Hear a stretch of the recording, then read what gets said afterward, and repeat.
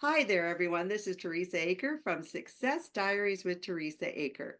I am thrilled today to bring you Paul Truesdell of Truesdell Wealth Inc. He's a financial advisor from Ocala, Florida, which he tells me is known as the heart of Florida for 55 plus communities galore and the horse capital of the world.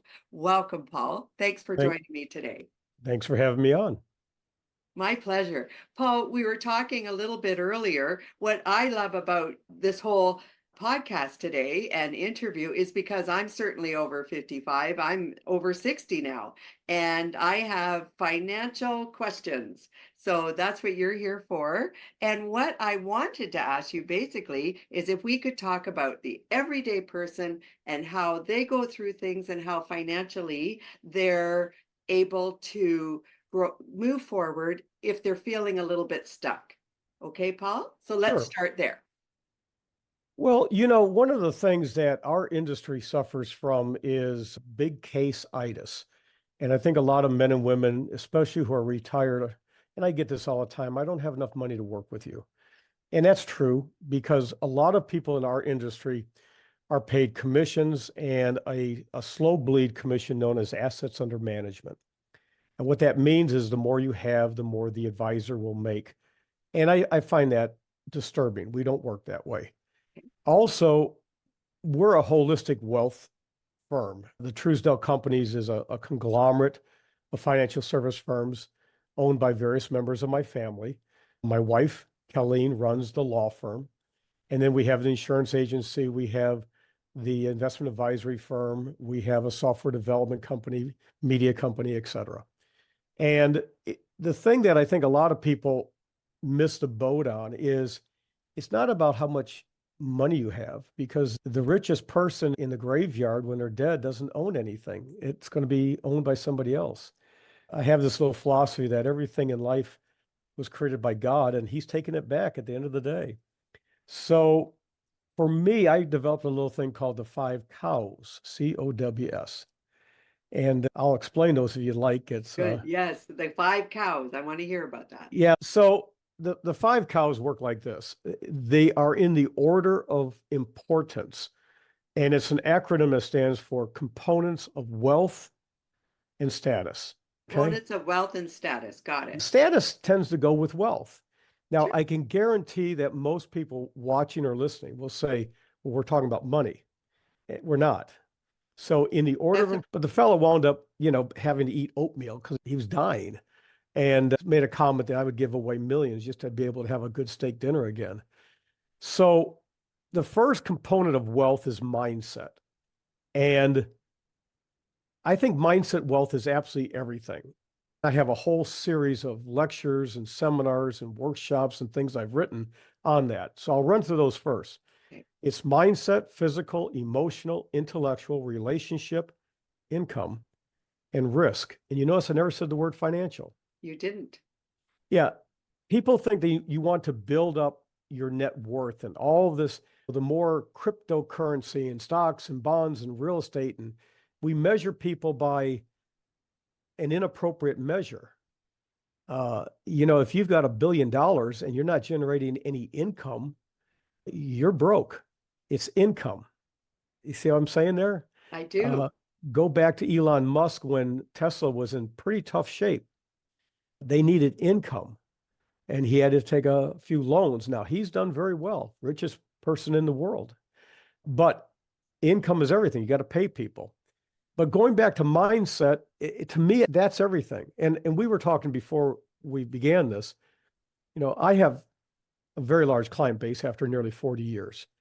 And, you know, I'd mentioned this, not knowing your situation at all, but a lot of my clients wind up being ladies. Men Okay. tend to die first. Okay, that's just a natural pecking order. Men tend to marry women younger, not always. So that lengthens that time alone. And it's lonely when you're alone and it's stressful. So I might And add, Paul, just so you know, my husband passed away a few years ago, 4 years to be exact, and he was 20 years older than I was. This is the most important thing that I want people to understand. I too did not understand when we first got together 30 years prior that he was going to go someday. You never want to think about that, Paul. So when he passed away, I was devastated.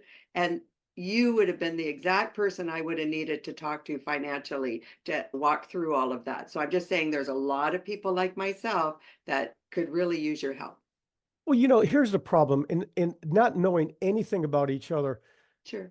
The the number of men and women who target retirees when a spouse dies, because everything is public information now, It is. is astronomical because you're vulnerable.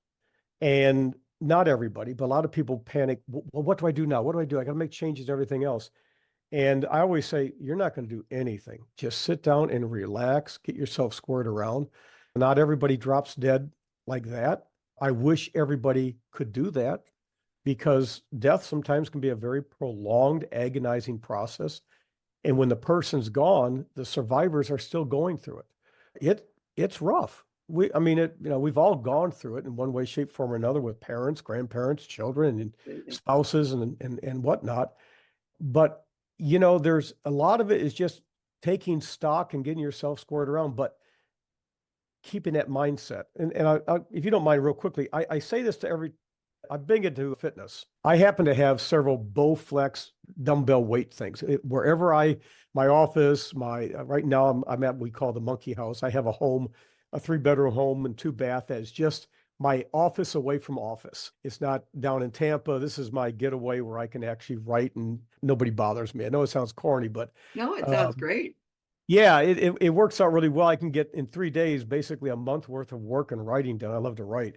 But when it comes to physical fitness, I'm going to tell you this right now. I'm not a proponent. In fact, I just did a thing. I kind of lose track of all we've done. I'm not a big proponent on these weight loss drugs. I mean, not at all. I don't believe in medications. If you can avoid them, avoid them. You know, Physical wealth begins with strength, endurance, and let me back this up. In order to be physically fit on a daily basis, engage in strength, endurance, and flexibility training with natural nutrition, hydration, and everything in moderation. So on a daily basis, engage in strength, endurance, and flexibility training. You can't delegate that. That's right. Then eat and drink nutrition, hydration. That's natural. So I don't like carbonation. If you want to have me have indigestion, give me a carbonated drink. So there's nothing wrong with water and having a drink, but don't do anything to excess, but moderation. And so I tell my clients the first thing you do is especially when you've lost a spouse, you get into a funk. You do. You get into a funk and either you stop eating or you eat too much. And people know this. Mhm. Instead, start exercising, go for walks. And I'm big into walking and talking and listening to podcasts, by the way. So, Oh, good. but yeah, life's not easy. And a lot of good investment advisors will tell you that we modify what we do to fit the needs of the client. But a lot of what I do, I have a little process called Camelot. I'll be happy to share with you if you'd like. Camelot, Paul? Yeah, Good. so I'm Tell us about English. that. Camelot is something I created years ago. My family, we've been here in the States since 1630. We came over on the original Winthrop fleets. So we've been here a long time. And we've done a lot of heritage and, we can take our family history back into the 900s. We're really fortunate to be able to have that kind of documentation. So we're technically from Normandy. When it comes to talking to people, I like Sir Lancelot, King Arthur, and all that. It's just Camelot and then Kennedy. I lived in Dallas when President Kennedy was assassinated in the era of Camelot. So Yeah. Camelot for me is the core process I use with every business or every client. And so here's the acronym, CAMELOT. It's common sense advice, management, education, and encouragement. The Oh, I encouragement's like a that. big deal with logic, organization, and technology. That's it. Everything we do is based upon common sense, advice management, education, and encouragement with logic, organization, and technology. And to be very blunt with you, the one thing that most people need is that little bit of encouragement. And to leverage myself, we've been doing audios and videos for clients before there was even an iPod. When we used to create cassette disc, and we'd do it, record, and we would send out the cassettes, and then the CDs and the Sure. VCR tapes. Talking to your clients, and they have portfolios that they want you to take a look at, and they're a little bit nervous. Some people have to, and as you said, some people may be widowed or widowers where they have to take risks that they're not used to, or young people, doesn't really matter. How do you help them get past that sort of feeling of fear and risk taking, but still feeling safe? Like, because you would never put anyone into a bad situation. So how would you, what advice would you give people as they step out of their comfort zone, if that made sense? I think the easiest way I can explain it is in a process that I do. Uh, Here's the bottom line. When you are of our age and Yes. you don't know something, you can be embarrassed. A lot of people have difficulty saying, I guess I missed school that day. And you go, and I hate when a younger person says, "Oh, I can't believe you don't know this." No, I don't know everything. And so what I do is I have a pretty healthy size list of words, just terms. And I tell the person, what do you think one of the first things a young man or woman needs to do if they want to become a medical doctor? You got to know your terms, and you got to know what terms apply to what categories. And I'll ask people just, you're real comfortable, moderate, or not so good. And they go through and do a little checklist. Because if I say, for example, Sir Anthony rode a Grand Stallion. Now, watch this.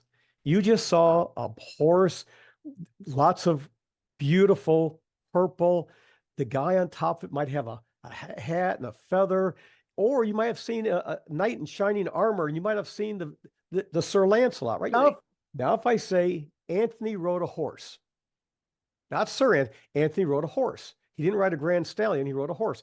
You might have seen a cowboy if you've seen cowboy shows, and there's a quarter horse. Maybe you saw John Wayne, or you know what you just saw? You saw maybe Clint Eastwood there, and they're riding his High Plains Drifter. You saw that.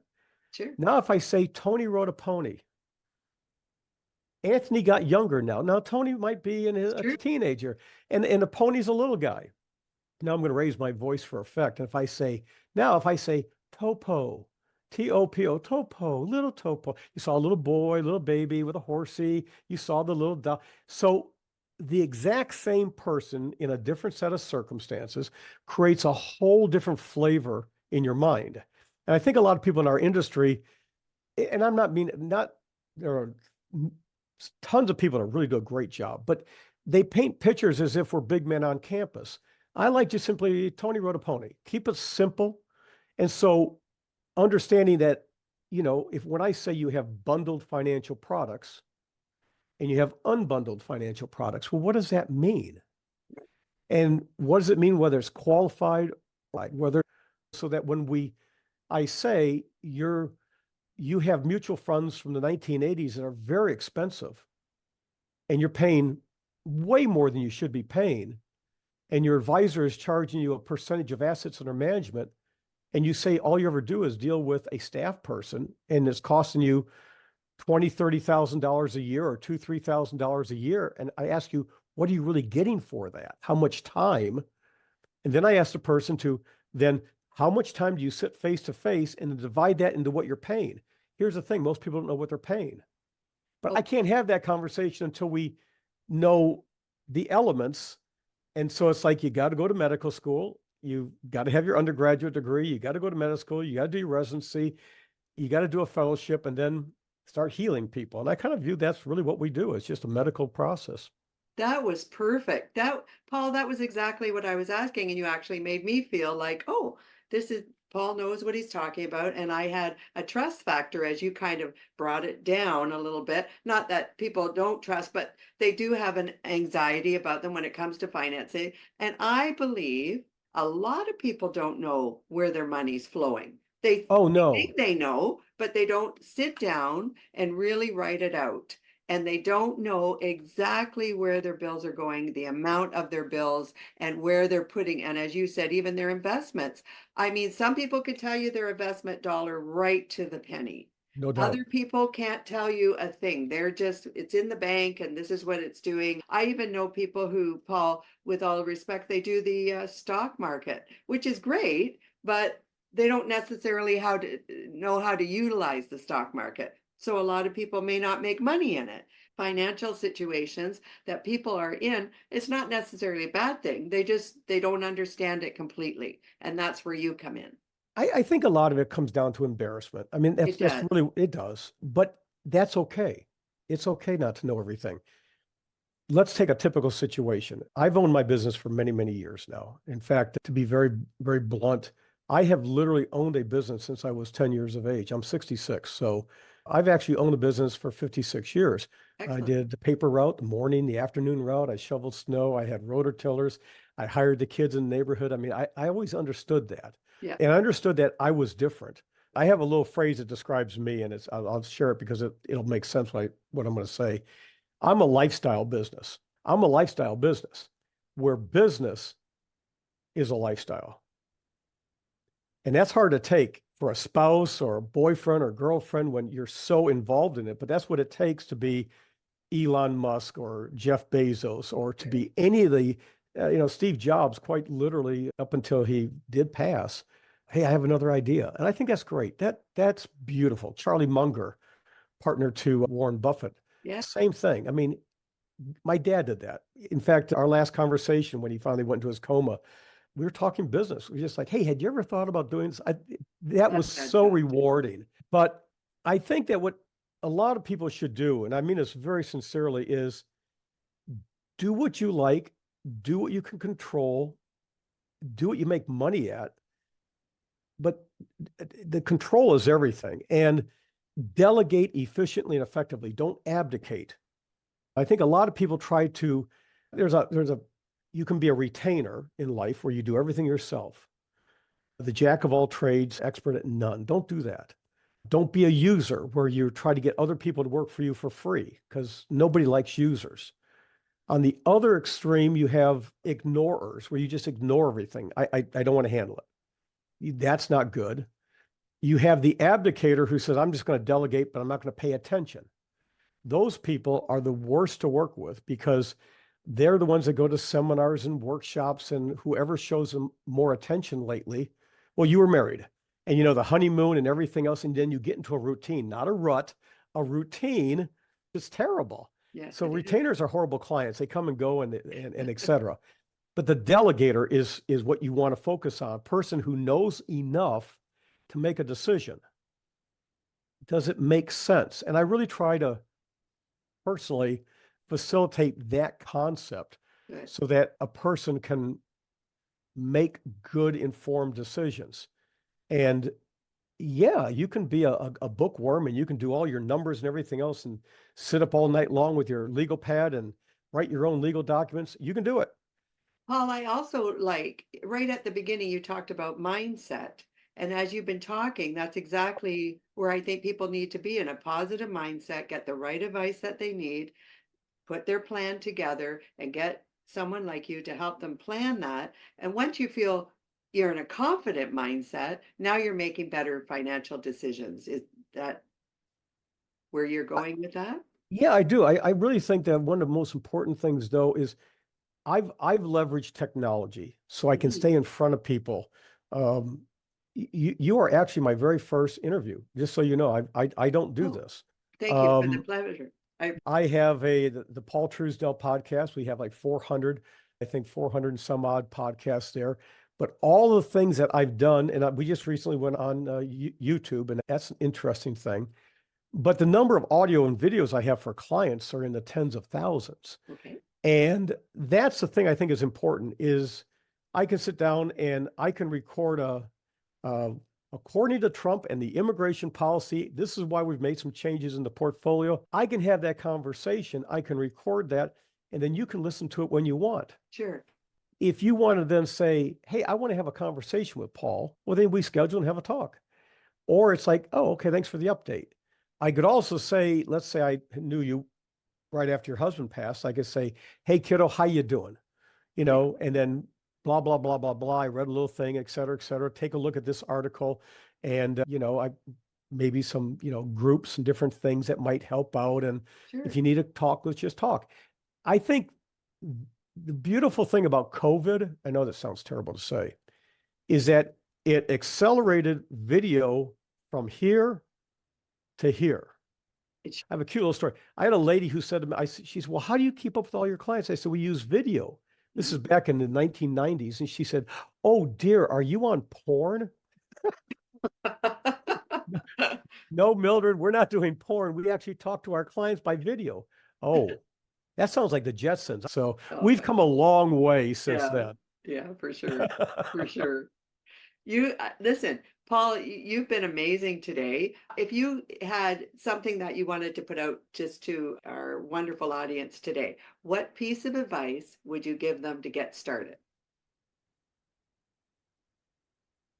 Read the cover of the book. I'm okay. You're Thank okay. you. Start with your mindset. Look, and I mean this very sincerely when I'm going to say this. This is a lot of years of reading. I've read, I think, every single item ever written by any of the Stoics and people who have evaluated them. And so I'm going to give you my view on Stoicism. Go ahead. If I wake up, I had a good night. If I go to sleep, I had a good day. Anything else is not good. And if you adopt that philosophy, I think it'll get you through just about everything in the world. And it's been working for me. That I like that. I really like that. Thank you. You're a very open and very honest character, and I really am thrilled that you came on today. I mean that. I'm thinking even for anybody else listening to this, you're very down to earth and you make the financial side something that we don't have to be intimidated by. So I like that. And Thanks. so my next question is, will you come back and talk to us again, Paul? Sure, but only if your folks want me to. Oh, they will. I know it. Now I'm going to put your bio at the bottom. We're going to have all of that put together. But what's the best place for people to reach you? I'll give you a couple things. You can Sure. use my name. paultruesdell.com is my personal website. I am bold and blunt, I will tell you that. Our corporate site is truesdell.net. That gives you about half of the companies we own. And then on the financial side, truesdellwealth.com. So yeah, do the googly Yahoo search and you'll find me out there. So Thank you, Paul. I really truly appreciate your coming on. And you said it's your first interview, so I'm very grateful for that. Thank you again. Bye bye.